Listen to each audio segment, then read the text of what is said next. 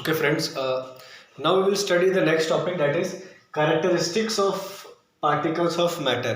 ठीक है, तो मैटर हम लोगों ने देखा क्या होता है. ठीक है, एनीथिंग सराउंडिंग में जो भी चीज़ें सब मैटर है.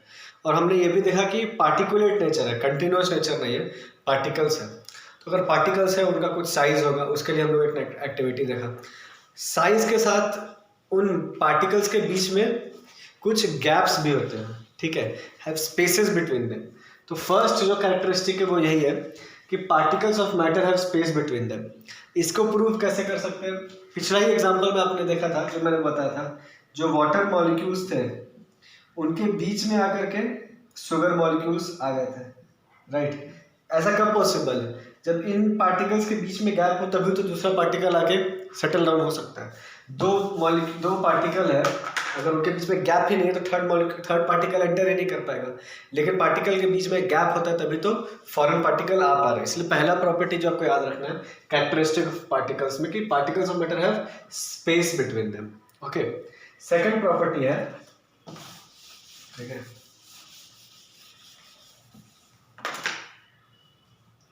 सेकंड प्रॉपर्टी है particles of matter are continuously moving. ठीक है, पार्टिकल्स आर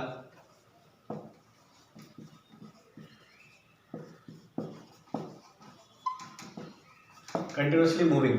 ओके, अब आप लाइक एग्जांपल फॉर एक एग्जांपल गेस करिए, मतलब अज्यूम करिए एक बलून है या फिर एक गैस का कोई भी एक चेम्बर है. ठीक है, उसके अंदर जो भी गैस मॉलिक्यूल्स है, पार्टिकल्स है, या अभी हम लोग यहाँ बैठे हैं एटमॉस्फेयर में जो भी गैस पार्टिकल्स है वो सब मूविंग है.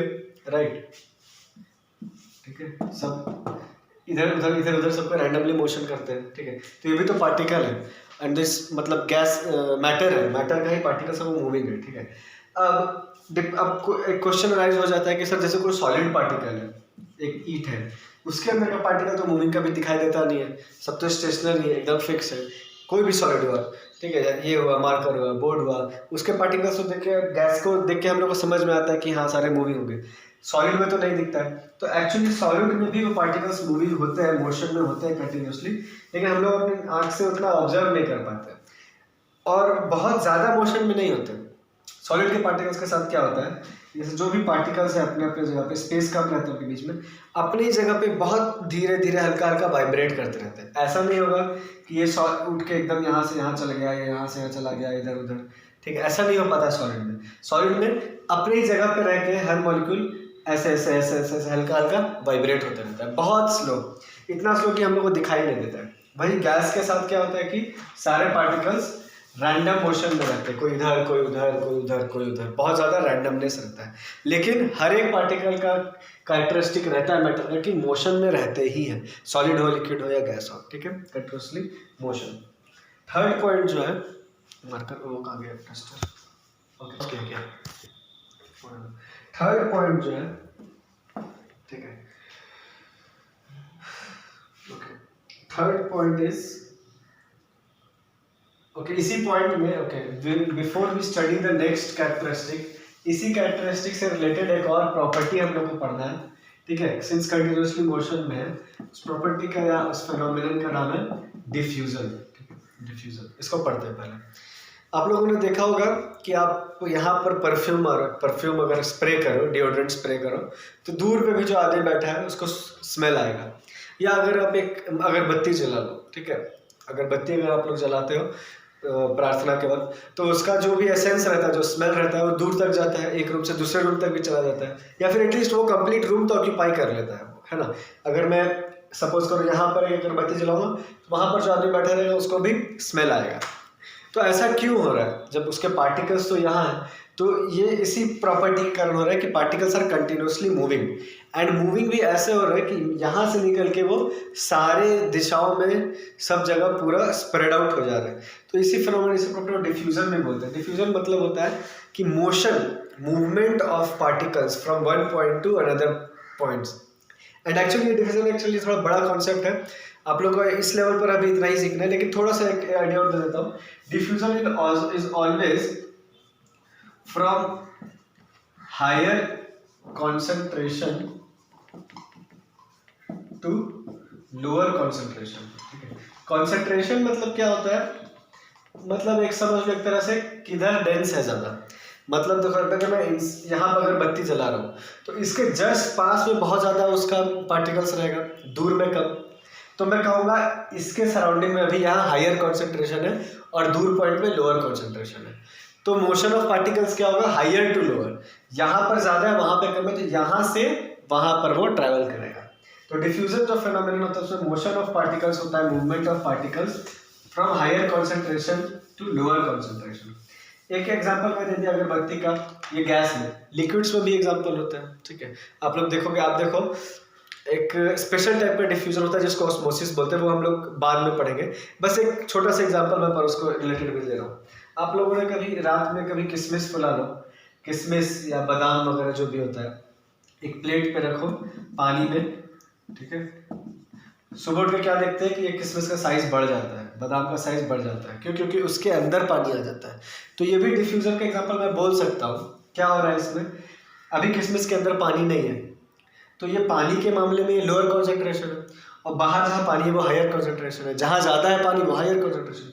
तो पानी फिर हायर टू लोअर, मतलब बाहर से अंदर ट्रैवल कर जाएगा, ठीक है। तो इस पर्टिकुलर एग्जांपल को ऑस्मोसिस का भी एग्जांपल बोलते हैं, लेकिन अभी आप लोग दिमाग मत लगेगा ज़्यादा कि ऑस्मोसिस क्या है, डिफ्यूजन ही समझना है। एंड आई होप वो अभी आपको क्लियर हो गया कि higher concentration to lower concentration molecules जाते हैं, वो सॉलिड मतलब गैसियस या फिर लिक्विड और गैस में ही ज़्यादा ऑब्जर्वेबल होता है ये चीज़, ठीक है। तो ये हो गया अबाउट डिफ्यूजन। ओके, पॉज कर दो। तो लाइक अभी मैंने बताया कि पार्टिकल्स का मोशन होता है, ठीक है। मोशन के कारण मतलब वो कंटिन्यूसली मूविंग होते हैं इधर से उधर, higher concentration to lower concentration, diffusion जिसको बोला। तो एक्चुअली इस मोशन के कारण पार्टिकल्स का एनर्जी होता है, ठीक है। आप लोग शायद अभी फिजिक्स में पढ़े नहीं हो, आगे पढ़ोगे तो समझ में आ जाएगा। कोई भी चीज़ जब मूविंग होती है, कोई भी चीज़, गैस मॉलिक्यूल्स हो, इंसान मूविंग हो रहा हो, पानी मूव हो रहा हो, सॉलिड हो, लिक्विड हो, anything, if it is moving, वो एक स्पेशल टाइप का एनर्जी पोजेस करता है। उस एनर्जी को बोलते हैं, मे भी आप लोग लोअर क्लास में पढ़े होंगे तो पता नहीं, अदरवाइज क्लास 9 में फिजिक्स में भी पढ़ना है, उसको बोलते हैं काइनेटिक एनर्जी, ठीक है, एनीथिंग इन मोशन। तो सिंस यहाँ पर मैं बोल रहा हूँ कि गैसियस मॉलिक्यूल्स जो भी मूवमेंट में, तो उन सब के पास क्या होगा, काइनेटिक एनर्जी, क्योंकि वो मोशन में, ठीक है। और ये एनर्जी इंक्रीज होता जाएगा जैसे जैसे टेम्परेचर इंक्रीज होगा, राइट। क्योंकि आप खुद ही देखो, ऑब्जर्व भी करते होगे, किसी चीज़ को मैं गर्म करूँगा तो वो और छटपटाएगा वो चीज़, काइंड ऑफ, राइट। मैं गैस को अगर किसी वेसल में बंद करके उसको और हीटअप करूँ तो उसके मूवमेंट्स और फास्ट होते जाएंगे, इमेजिन हो रहा होगा, ठीक है। तो उसके मूवमेंट फास्ट होते जाएंगे, तो जितना फास्ट होगा उतना ज़्यादा काइनेटिक एनर्जी होगा। इसलिए कह सकते हैं कि temperature is direct, kinetic energy is directly proportional to temperature. अगर मैं टेम्परेचर इंक्रीज करूंगा तो काइनेटिक एनर्जी ऑफ पार्टिकल्स भी इंक्रीज हो जाएगा, ओके, ठीक है। Okay, now friends we will study the third characteristic, ठीक है, थर्ड प्रॉपर्टी में पढ़ाऊंगा, वो particles of matter attract each other, ठीक है। मतलब क्या हुआ, चाहे कोई भी मैटर हो, एक्चुअली मतलब किसी मैटर क्या है, एनीथिंग इन सराउंडिंग, तो सॉलिड, लिक्विड, गैस, कुछ भी हो, उनके बीच, उनमें जो पार्टिकल्स है वो एक दूसरे को खींच के रखते हैं, पकड़ के रखते हैं, अट्रैक्ट करके रखते हैं, तभी तो वो साथ में है। नहीं तो यहाँ पर जैसे ये एक क्वांटिटी, एक डस्टर को ले लो, यहाँ पर एज अ होल क्यों है टिका हुआ, मान लो इनके पार्टिकल्स के बीच में अट्रैक्शन ही नहीं होता, तो ग्रेविटी में आके वो सब गिर जाते हैं, छितर बितर हो जाते हैं, इधर उधर फेंका जाते हैं, कोई पार्टिकल इधर कोई पार्टिकल उधर हो जाता है, और फिर वहीं पे पड़े रहते हैं। एज अ होल एंटिटी कभी कोई पॉसिबल ही नहीं होता, कभी एक ईंट बना ही नहीं पाते, कभी कोई पेंसिल बना ही नहीं पाते। इसके पार्टिकल्स एक दूसरे को खींच कर रखे, अट्रैक्ट करके रखे, इसीलिए तो वो एज अ एंटिटी है। अब पॉइंट आता है कि लाइक सर आप अगर बोल रहे ऐसा होल नहीं हो पाता, सब छितर बितर हो जाता है, तो कहना, आप ये कहना चाहोगे कि गैसियस पार्टिकल में जरूर अट्रैक्शन ही नहीं होता होगा, ठीक है, राइट। गैसियस पार्टिकल में जरूर अट्रैक्शन नहीं होता होगा, क्योंकि उसमें तो सबको इधर उधर फैलते रहते हैं, इधर कोई उधर, गेट खोल दिया तो गेट के बाहर चले गए गैस मॉलिक्यूल्स। तो एक्चुअली ये बात सही है, उन लोगों में फोर्स ऑफ अट्रैक्शन सबसे कम होता है, मिनिमम होता है, बहुत माइनर, लेकिन इतना कम होता है कि फिर वो एक साथ नहीं रह पाते, कोई उधर जा पाते हैं, लेकिन होता है, don't say it is zero, थोड़ा बहुत फोर्स ऑफ अट्रैक्शन उनमें भी होता है, ओके, ठीक है। नेक्स्ट हम लोग इसके आगे